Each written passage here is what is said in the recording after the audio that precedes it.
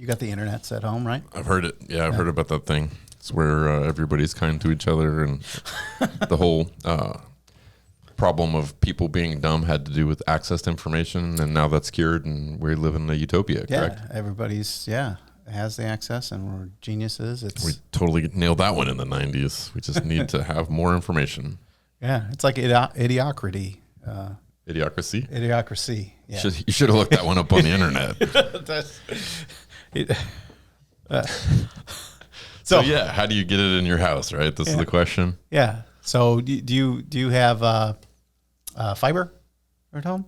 I since getting into my 40s, I've needed more fiber. That's true. Yes. I've got MetroNet, which is a fiber-based internet service. Yeah, we switched some years ago because the promise of not only good download speeds but good upload speeds.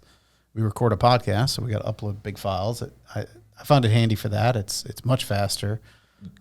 Living in a Zoom economy where you may be working from home and you have to have a good, reliable connection to be able to just do your job. Mm-hmm. I think that's valuable. But for the folks who maybe don't have any gray in their beard, they may not know a time where you needed a connection that was on copper or optical. Yep. Or, copper, but also used your existing phone line, DSL. Yeah. So you had to, you got your internet through the phone, but direct subscriber line to a DSLAM Yeah, and then didn't you have to put like weird like filters on your phones, right? Yeah. Yes, that was a thing. Okay, but let's nerd out just a little bit here because we haven't already.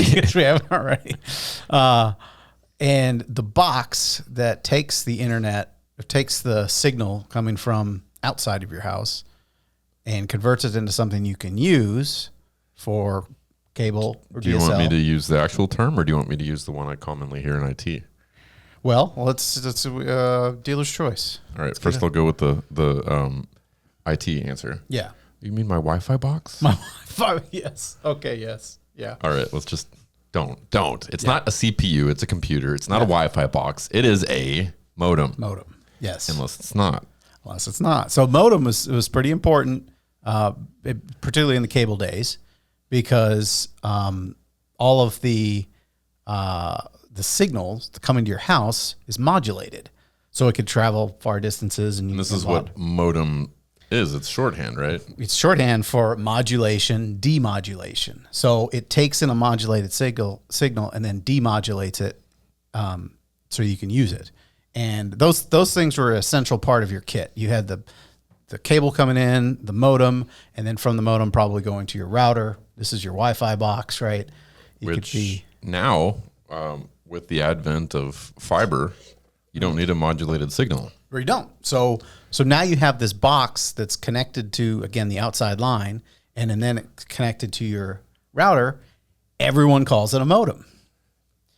Even though it doesn't modulate or demodulate because it's fiber.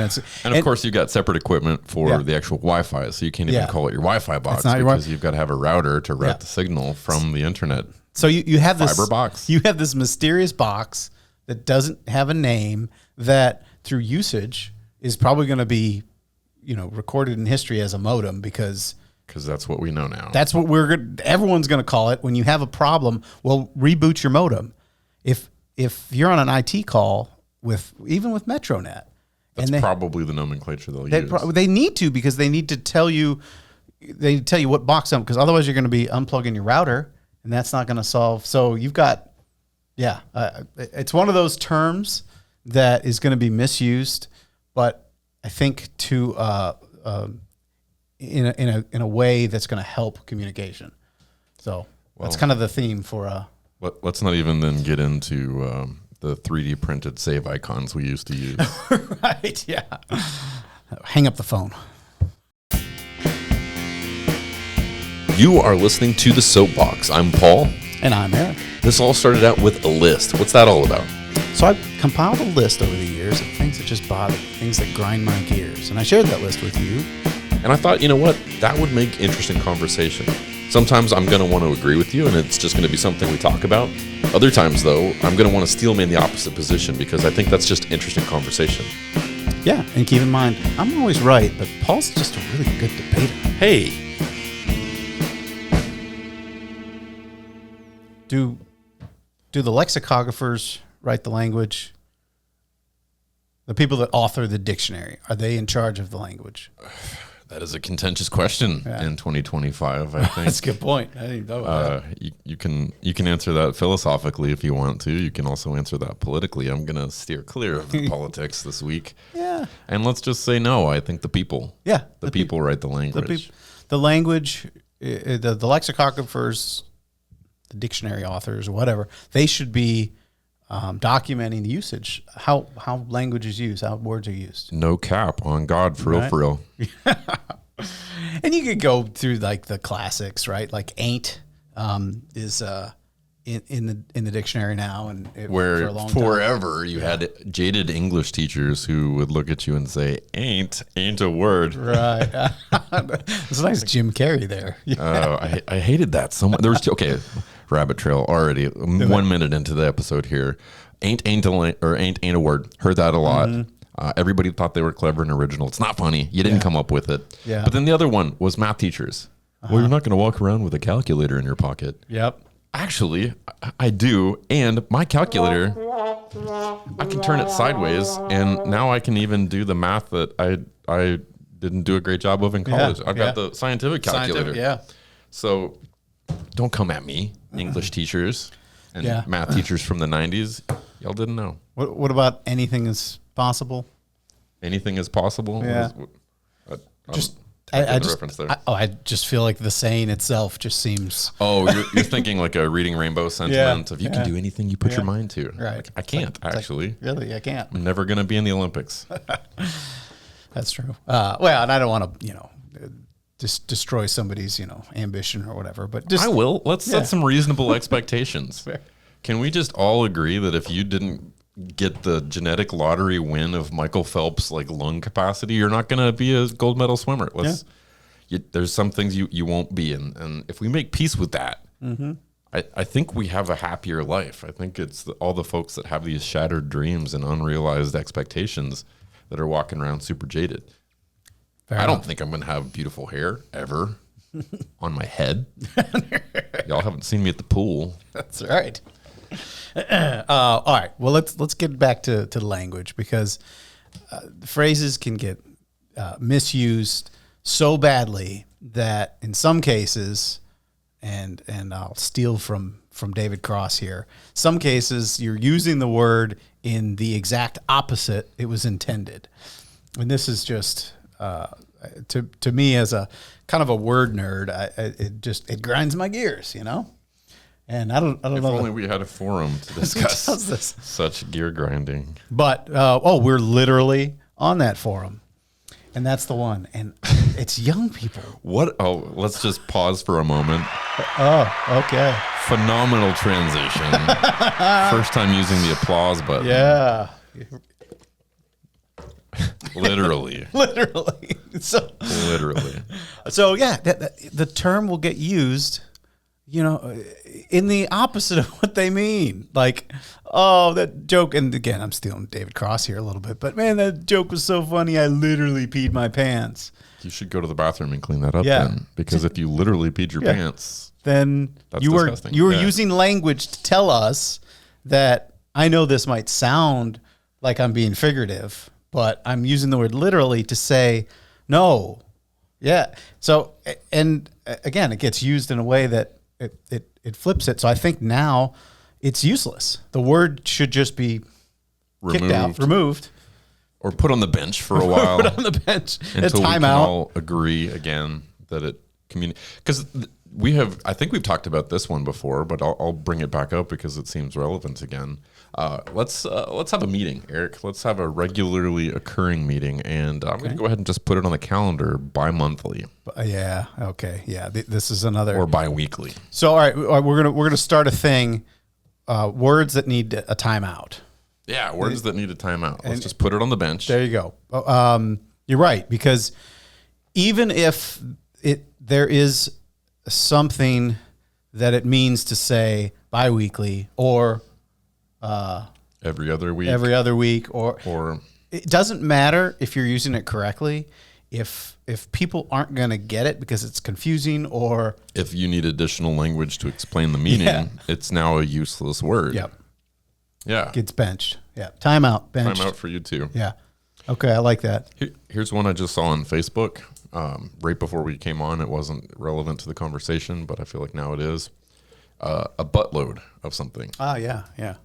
This is actually kind of the inverse of what we're talking about, because I assumed prior to reading this post, shout out to my friend Patrick, by the way, who listens to the podcast. I assumed Patrick. How you doing, Patrick? That was used incorrectly. I assumed it was a derivative of boatload, that somebody had just said buttload because it was funny. Yeah. And from what I read on the internet, which we all know is 100% true every time, actually a butt was a measurement of wine. It was a 126-gallon cask of wine. And if you had a buttload of something, that just meant that you had a wine cask full. Yeah. Okay. And it survived because people think it's funny. Yeah. And I think another one that works well in that vein, it sounds dirty, so hang on. Don't mark us as... Don't flag us. Don't flag us, but balls to the wall. Oh, right? Yeah. I remember a long time ago... As a hockey player, that means something different for us. Sure does. I remember a long time ago, there was a video game that came out, and they had in their marketing balls to the wall action. And I remember thinking, I mean, it's not Leisure Suit Larry or anything. Why they?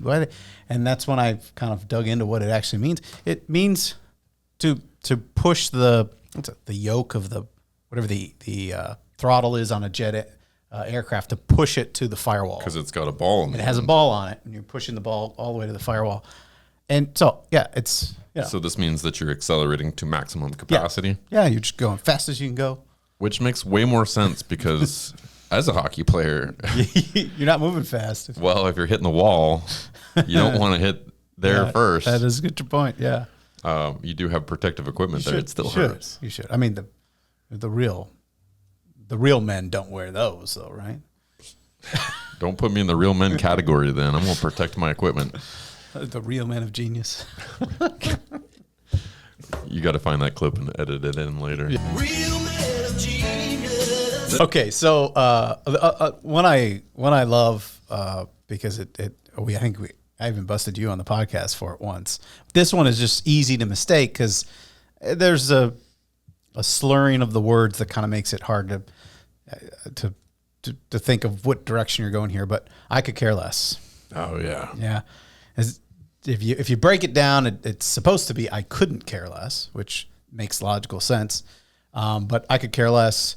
Just said sounds right. It sounds like something you don't care about. Right. I guess maybe because you have the word less in there, you're thinking negative, whatever. But without that, it doesn't.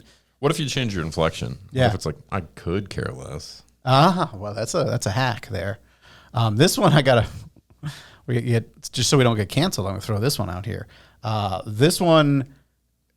Trump was on some talk show and was asked, what are we going to do to try to unite everybody or something to that effect? And I think his response was, I couldn't care less, which was said correctly. So kudos. He said it right.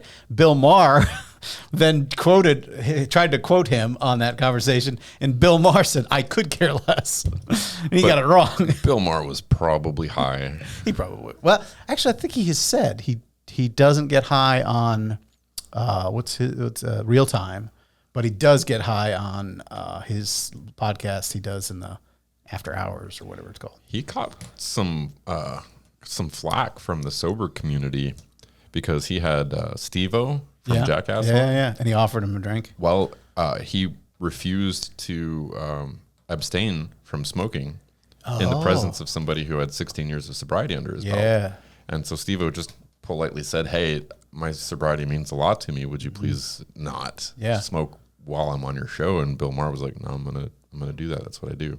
That's wild because I'm pretty sure Sam Harris was on Real Time, and Bill Maher didn't drink for that episode because not that Sam's doesn't drink. I mean, he does, but I think he wanted a clearer conversation or something like that. Interesting. Yeah. So the rest of the time, his guests aren't smart enough that he cares. I don't know. I'd be really offended if he was like, getting blitzed while I was there. Like, you don't think I'm smart enough? that could be. That's the.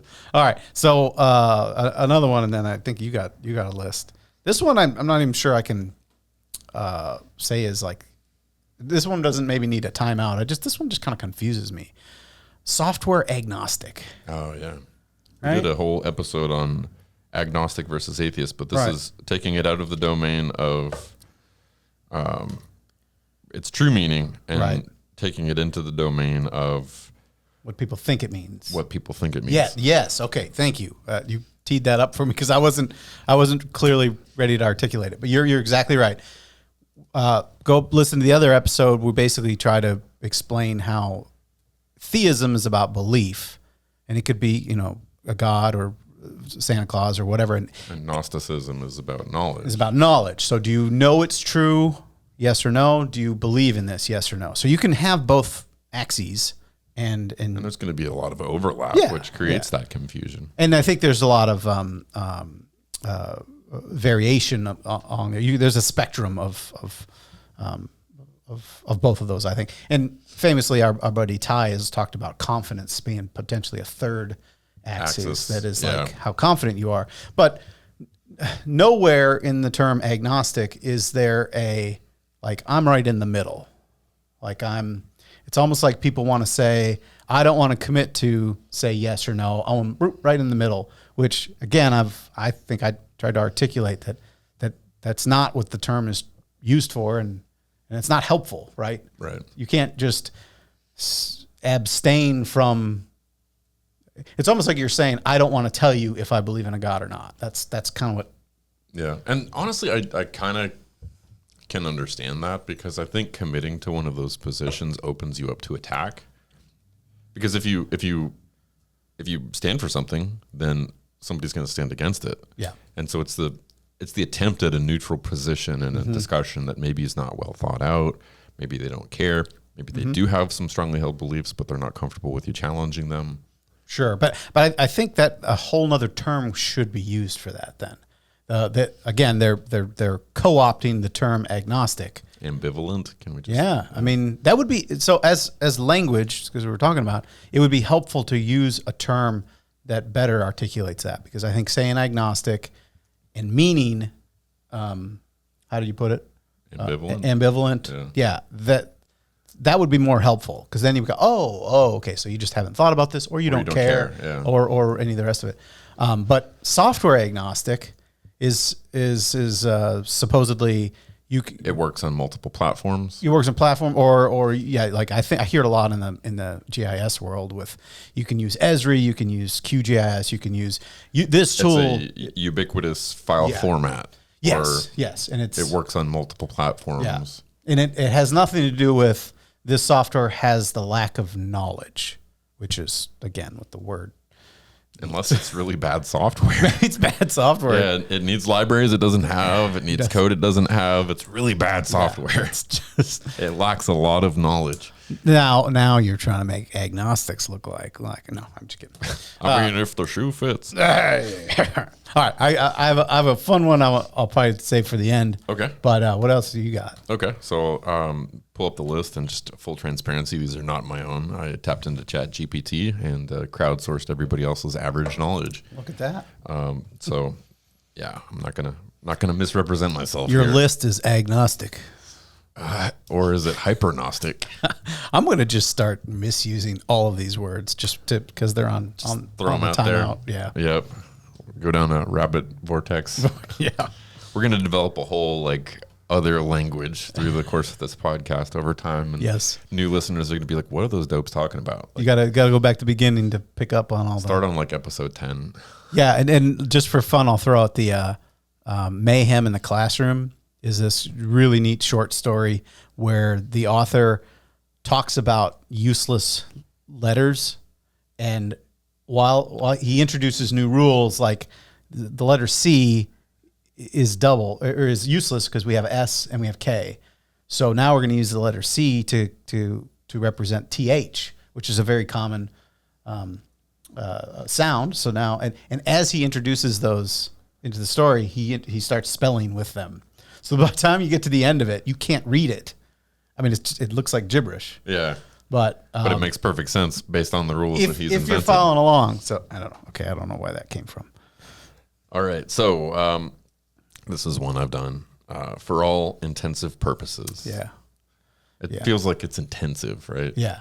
But it's for all intents and purposes. Yes, that's a good one. Again, kind of spoken quickly is, yeah. Here's another one. This is for our buttload crowd here. Nip it in the butt. Mm-hmm. It should be nip it in the bud. Right.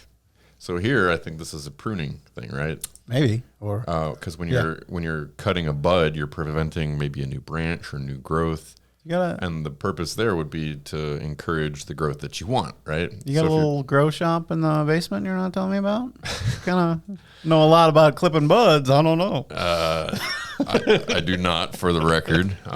But I've heard this actually come from people who grow fruit on fruit trees. Okay. Is they'll cut off all the undesirable branches, and they'll also cut off all the undesirable flowers because it encourages growth to the ones that are going to be the most productive. Yeah. So if you're nipping it in the bud, what you're doing is you're hitting something before it has a chance to grow, and you're encouraging positive growth. Positive growth. Yeah. I will say that in my youth, I hung out with some unsavory folk, and but you never inhaled. Right. I never exhaled. Wait, what? No. I've seen a lot of home operation growing pot operations, and one of the things a lot of those folks said is they would go down into the crawl space or basement or wherever it was, and they would talk to the plants. Yeah. Because they were super high? No, because it's actually the CO2 coming from your exhaust is good for the plants. And in fact, one of my friends, would actually fire CO2 canisters in the room, thinking it really, and maybe it did help. This seems like pothead logic to me. Yeah, that's the same person that thought I'm going to spend how much is a CO2 canister? Like $2? Exactly. So that you can get a... Right. This is the same guy who thought his fingernails grew faster when he was digging in veggies at a sandwich shop. Because he's fertilizing his nail beds with vegetables. So. Yeah. Like, wash your hands and wear gloves, man. That's disgusting. I know. Okay. Ugh. Yeah. Okay, so rabbit vortex here. The guy's dead now. I can tell this story. I didn't know him that well, but some of my friends did. We had a friend named Jimmy. And as the story goes, and I don't know the details here, but if I'm wrong, correct me in the comments section. I believe, at least at the time, there was a law that stated that if you grew your own marijuana, that if you had 3 plants or more, it was a felony. Yeah. But less than that, it could be higher. Maybe it was 4 or 5. Something like I don't know. I don't know the laws. Don't grow it. Don't care. But this guy, I think it was 5. Now that I'm thinking about the story, that sounds right. Could have grown 4, and instead he grew 5. He grew the bare minimum number of plants for the maximum penalty. Yeah. And it always blew my mind, like this pothead logic. It's like you could kill one of those plants and then just be operating a misdemeanor. Yeah. But no, you're going for broke in the worst possible way. So he actually, it wasn't a mistake. He just had 5. He factored that in. He was like, I don't think he factored it in. I think he was talking about it, so he was aware of it, but he didn't connect the dots. And he was bad decision, Jimmy. Like every time his name would come up in conversation, it always came up as like doing something really bad. Yeah. He was kind of the cautionary tale. Gotcha. And so I never hung out with him. I always avoided him. I never had any direct Jimmy stories. I only got them by proximity of other people who were willing to hang out with this guy. And consequently, he's since passed away also from bad decisions. So, well, I wonder if he just has a bad understanding of less than or equal to or something like that. And maybe doesn't. Yeah, like maybe circle the correct answer. Like, I don't know. Okay. All right, so let's go down the list here. We've got one and the same. One and the same. Should actually be one and the same. Oh, I didn't know that. Okay. Have you used that one incorrectly? I don't know that I've ever really used that. One in the same. One in the same. Yeah, I probably have. Yeah. All right. So the next one I've got is hunger pains. Is this just the spelling distinction? Panes versus pai? It is pang. Hang. Pangs. Yeah. Okay. Okay. Yeah. Here's another in versus and. We've got case end point. Case in point, right? Case in point. Yeah. Yeah, Okay. the one that we're pointing to. To be fair, I did have a book of, it was like a book or maybe it was a page a day thing, one of those calendars where you ripped off, and it was commonly misused. Where it was like one of the Christmas gifts that you get from relatives you don't see very often. They're like, Oh, yeah. he's a nerd. We're Yep. a nerd. But I've heard a lot of these. Remember a lot of them through that little. Yeah. page. Well, the AI could have got trained on that same calendar. Right? That's true. Yeah. Here's one that bothers me when I see an adult do it. Supposedly. Yeah. Just learn some things. Learn some things Yeah. and say it. I had to correct my daughter yesterday because she said library. Uh-huh. And it's library. Yep. You sound like you're 5. Did we ever talk about realtors, where a lot of people say realtor? Oh, realtor. Realtor. Like they add an additional vowel sound in there. Yeah, and I don't know if it's because of realty. Like, isn't that kind of? Maybe a reality. Maybe so they're just trying to shorten it up because they don't know. I feel like realty is like the. But it would be realty. Yeah. Okay. Maybe I don't know, but maybe this is more of a Wisconsin thing. I really heard it a lot growing up. Realtor, but Yeah. again, I think maybe just a slurring of it that makes it come. Because another one is. I mean, we're talking about people that call water fountains bubblers. Right? So come on, Hey, let's lower our expectations for those people. Don't forget, when you talk about bubblers, this is the true thing. The water fountain we called bubblers growing up. This is a very small pocket of Wisconsin and Rhode Island. Nowhere else. So this isn't the North. This is just, I don't know, like. Well, I'm not making fun of the entire North It's just the small pocket of with Wisconsin. that statement. No, but I'll get them later. Yeah. America's hat. Yeah. That's fair. Come on. You're Canadian. Come on. Recovering Canadian. Wisconsin is south to you. So. Wisconsin is the very top of Canada's underpants. That's true. Okay. Could have, should have, would have. I feel like this one I can give people a buy on because, this should be could have, should have, would have.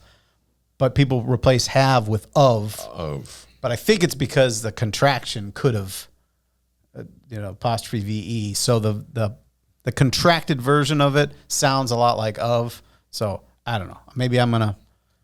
What's I feel like you let that one go, and all of a sudden the floodgates. the levee breaks. Yeah. Okay. All right. It's on a timeout. On a back. I don't know if we're gonna be grammar police here. I feel like we need to. You were almost going to say said the other one, but yeah. I didn't want to get us canceled. In this environment, we are only police. Can we not talk about that one? That's a weird expression. When you correct people's grammar or when you don't serve certain people soup. And you're a Nazi. Yeah. Why do we go? Why does anybody go straight to Nazi? I feel like if there's a gradation here, we have started at 0 and we've gone straight past 10. Yeah, it's like you're skipping light speed and you're going to ludicrous speed. It's not okay. Yeah.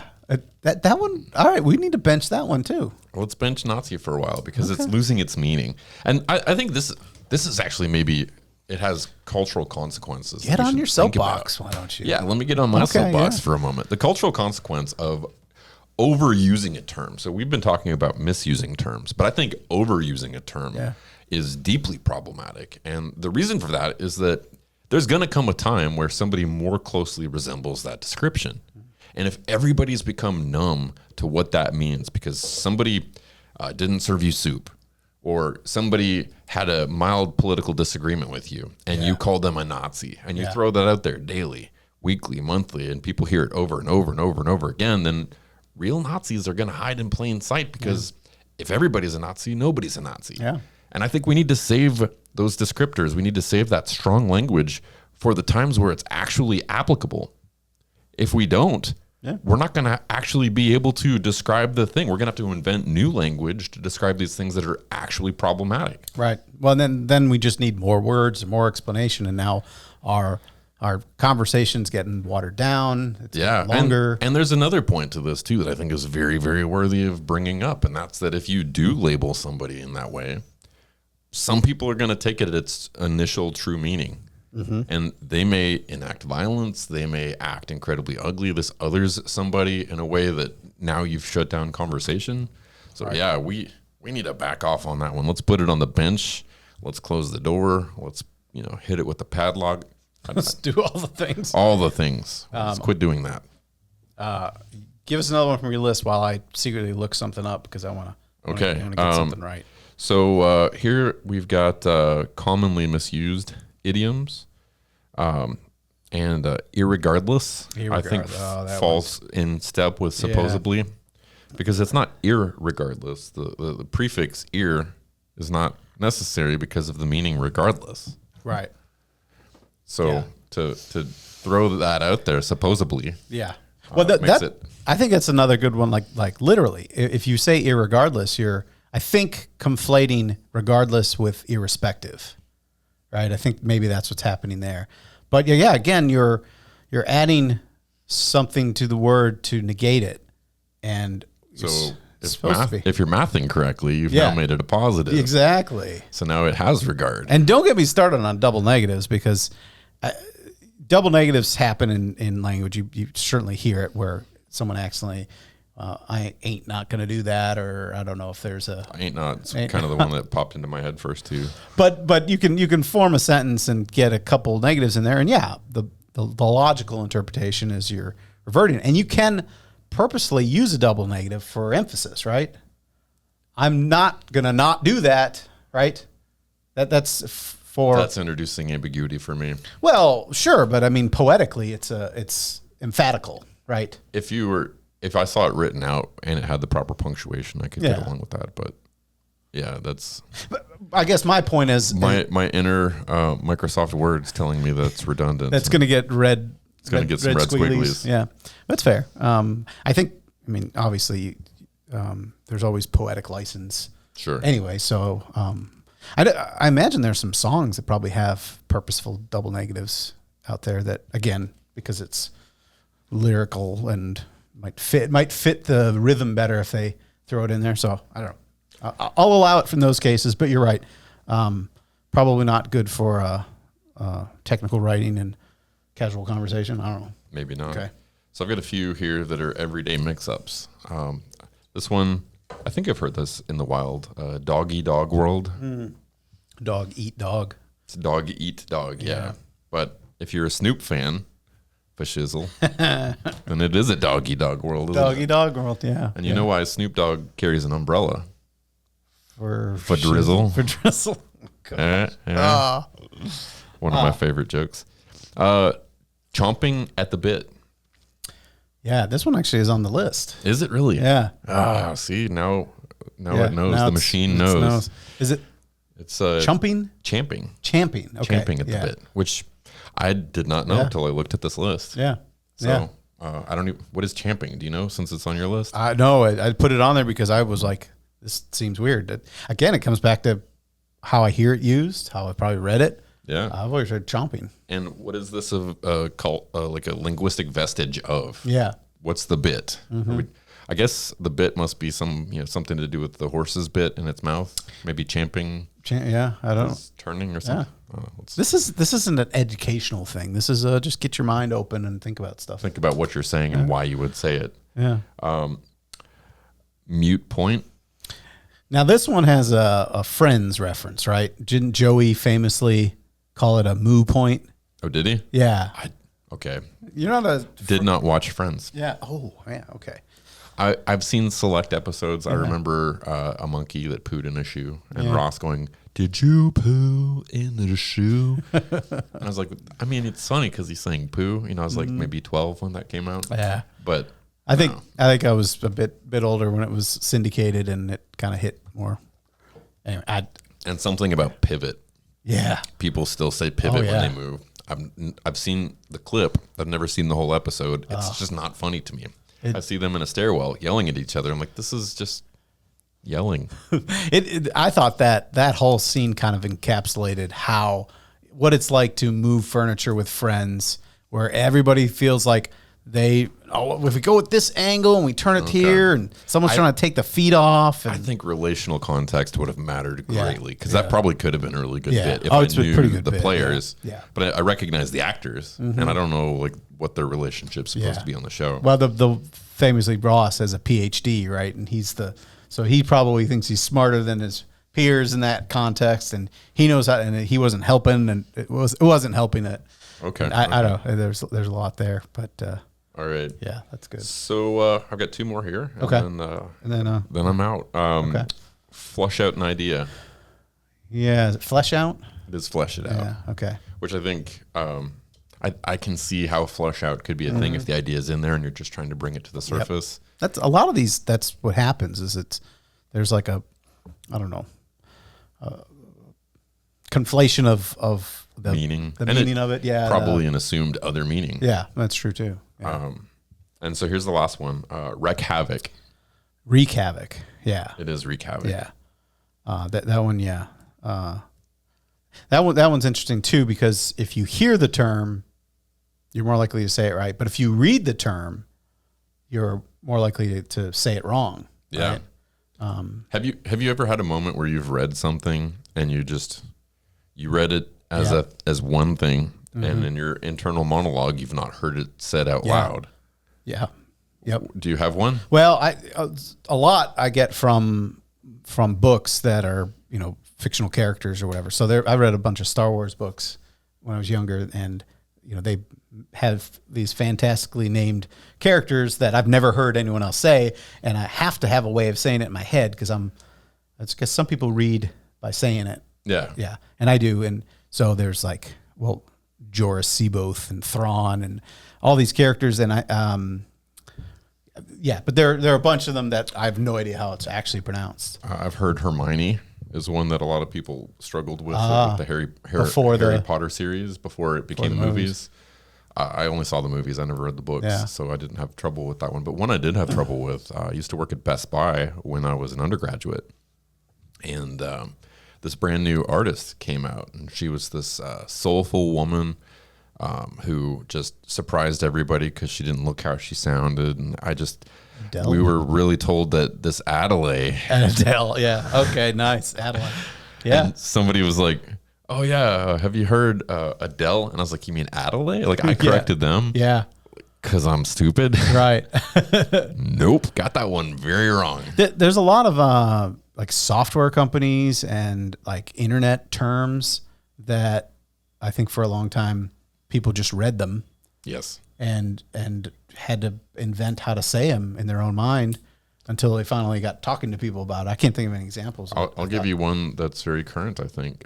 What's that Chinese dropship company that everybody uses?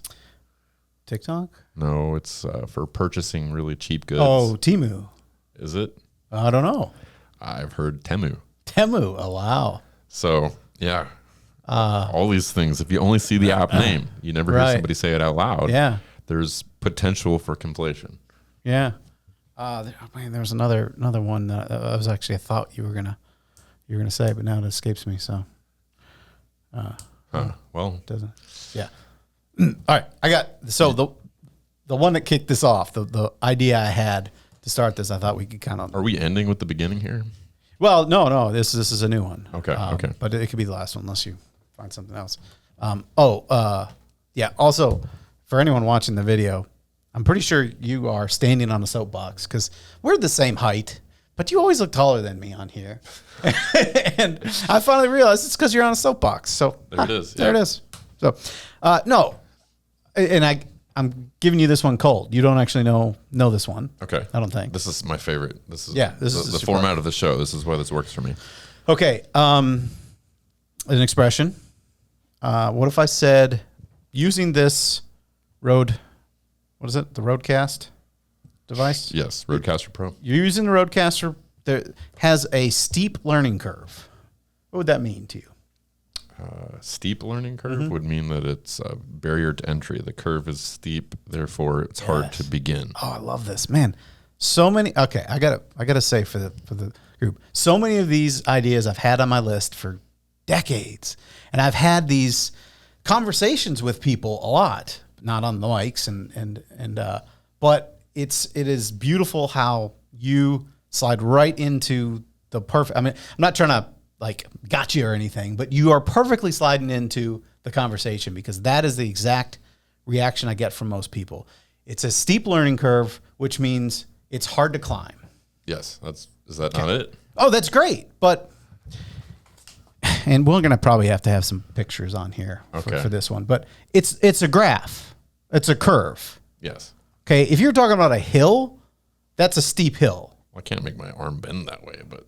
Well, no, if you're climbing something, you wouldn't say, I'm going to go climb that curve. Right. All right. So if it has a steep learning curve, there's clearly a graph you can draw to demonstrate this. Okay. So I'm a math guy. That's what I tried to do. The logical axes titles would be the y-axis, the vertical axis would be experience, or how good are you getting at something. This is getting very close to Dunning-Kruger already. It is, and that's why I thought it would have been a nice tie-in for that. But you're starting at the bottom of the y-axis. You're at 0. You have no experience using the roadcaster. Right. Never turned it on. Right. And then the x-axis naturally, I think, would be time. So how long does it take for you to become an expert? Okay. So if something's really, really hard, it takes a lot of time. Then what is that graph going to look like? It's not a steep curve. It's not a steep curve.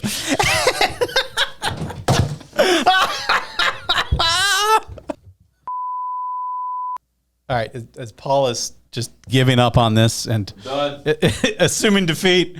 Yeah, if it was a steep curve, that would mean in a short amount of time, you would become an expert. And that's really steep, and that means it's easy to do. We've got a brand new website. What is that site? That is SoapBoxLex.com. So you can check us out on the web. You can also check us out on your favorite streaming platforms, including... we're on Spotify, we're on Apple, and we're on Amazon. And of course... If you want to check us out and actually see what you're listening to, we do have video as well on YouTube. And I don't know if you knew this, but Spotify does video too.